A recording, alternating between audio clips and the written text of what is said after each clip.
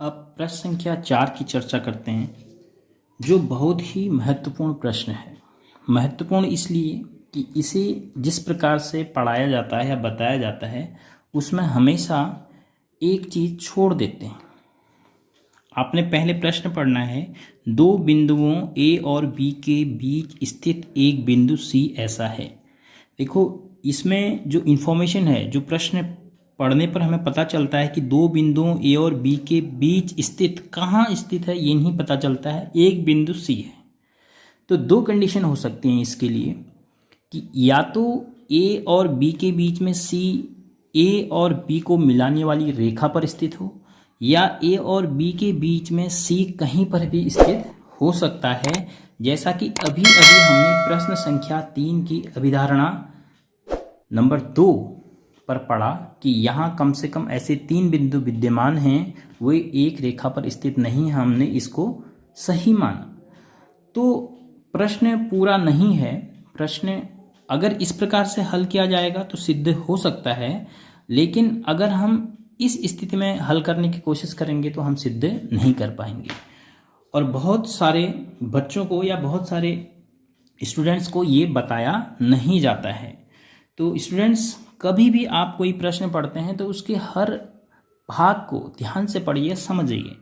तो फिर से हम एक बार पढ़ते हैं कि दो बिंदुओं ए और बी के स्थित एक बिंदु सी ऐसा है। तो कहीं पर भी ऐसा नहीं कहा गया कि सी ए बी को मिलाने वाली रेखा पर स्थित है, ऐसा नहीं कहा गया है।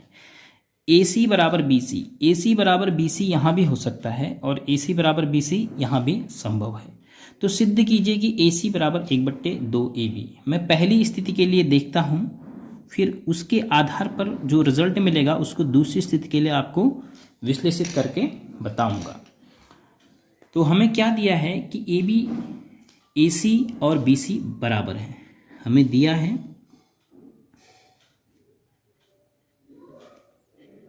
ए सी बराबर बी सी है। इसको मैं समीकरण नंबर 1 कह देता हूं। अब यूक्लिड की एक अभिगृहित है कि कोई भी वस्तु अपने बराबर होगी हमेशा, क्योंकि जो पहली अभिगृहित थी वही वस्तुएं जो एक ही वस्तु के बराबर होती हैं, एक दूसरे के बराबर होती हैं। तो इसी से हम ये निष्कर्ष निकालते हैं कि कोई भी वस्तु अपने बराबर हमेशा होगी। तो अगर मैं कहूँ कि ए सी किसके बराबर होगा, फिर ए सी के हमेशा बराबर होगा। ए सी एक वस्तु है, ए सी के बराबर होगी। इसको मैं नंबर 2 कह दे रहा हूँ। अब ध्यान दीजिए, अभिगृहित नंबर 2 क्या था। अगर आपने ध्यान में नहीं रखा है तो आप देख सकते हैं, लिख सकते हैं, दो बराबरों को बराबर में अगर जोड़ देते हैं, दो बराबरों को अगर बराबरों में जोड़ते हैं तो पूर्ण भी बराबर होते हैं। देखो, एक बराबर ये है और एक बराबर ये है। अगर मैं इन दोनों को और इन दोनों को जोड़ देता हूँ, ए सी और बी सी बराबर हैं, ए सी और ए सी भी बराबर है। तो अगर मैं इन दोनों को जोड़ देता हूँ तो जो पूरा आएगा वो भी बराबर होगा। तो अभिगृहित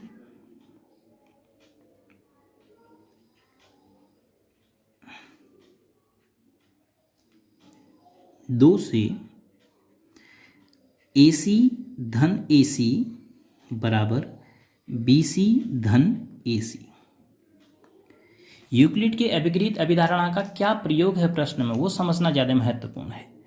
अगर ए सी और ए सी को मैं मिला देता हूँ तो कितना हो जाएगा, 2AC। और अब देखो, बी सी धन ए सी को मिला रहा हूँ तो क्या हो रहा है। अब ये इंटरेस्टिंग है समझना।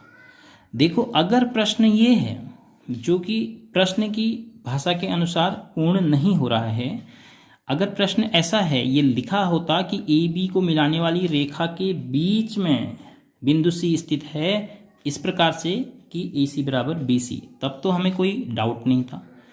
फिर हम ए सी धन बी सी को देखते, बी सी धन ए सी को देखते हैं, उन दोनों को मिला देते हैं तो ए बी के संपाती हो जा रहा है। तो ए बी के संपाती हो जा रहा है तो संपाती वस्तुएं आपस में बराबर होंगी।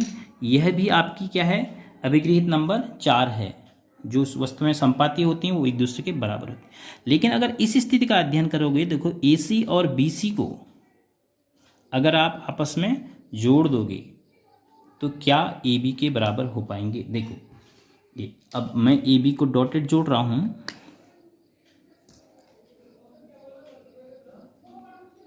इस केस में आप सोचिए कि ए सी धन बी सी बराबर ए बी नहीं हो पाएगा, जबकि इस केस में इसलिए हो पाएगा क्योंकि ए सी और बी सी को मैं अगर मिला देता हूँ तो ए बी के संपाती हो जा रहा है। ये मिलाया हुआ भाग ए सी के ए बी के संपाती हो जा रहा है बराबर ए बी।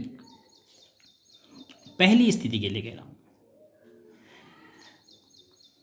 यहां पर लिख भी सकते हैं स्थिति नंबर 1 में ऐसा हो रहा है, 2 में नहीं हो रहा है ऐसा। अब हमने बी सी धन ए सी को ए बी के बराबर क्यों कहा? अभिगृहित नंबर 4, क्योंकि संपाती आपस में बराबर होते हैं। तो अब यहाँ से आप सामान्य गणित का इस्तेमाल करेंगे कि अगर ए सी का दुगना ए बी के बराबर है तो ए सी का आधा ए बी के आधे के बराबर रहेगा। ये दो वस्तुएं बराबर हैं तो इनके आधे भी क्या होंगे आपस में बराबर। तो इस 2 ए सी का आधा 1 ए सी हो गया और ए बी का आधा ए बी बट्टे 2। तो आपको सिद्ध हो गया है ए सी बराबर 1/2 ए बी। लेकिन स्टूडेंट्स फिर से इस बात को ध्यान से सुनिए कि आपको ध्यान ये रखना है कि यह केवल प्रथम स्थिति के लिए सिद्ध हुआ है। तो मैं ये आपसे कह रहा हूँ कि यह प्रश्न पूर्ण रूप से सही नहीं है भाषा के हिसाब से।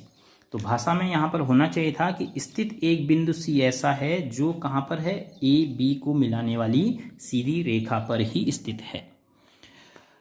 यहाँ पर अगर आप मेंशन करना चाहेंगे तो यहाँ पर लिख देंगे, जब इसको बराबर ए बी लिख रहे हैं तो यहाँ पर लिख देना अभिगृहित नंबर 4 से। तो इस प्रकार से आप इस प्रश्न को समझे होंगे और इसलिए इम्पोर्टेंट था कि मैं फिर से बता रहा हूँ कि बहुत सारे विद्यार्थियों को यह नहीं पता कि प्रश्न संख्या 4 को हम 2 स्थितियों में कैसे सोचें।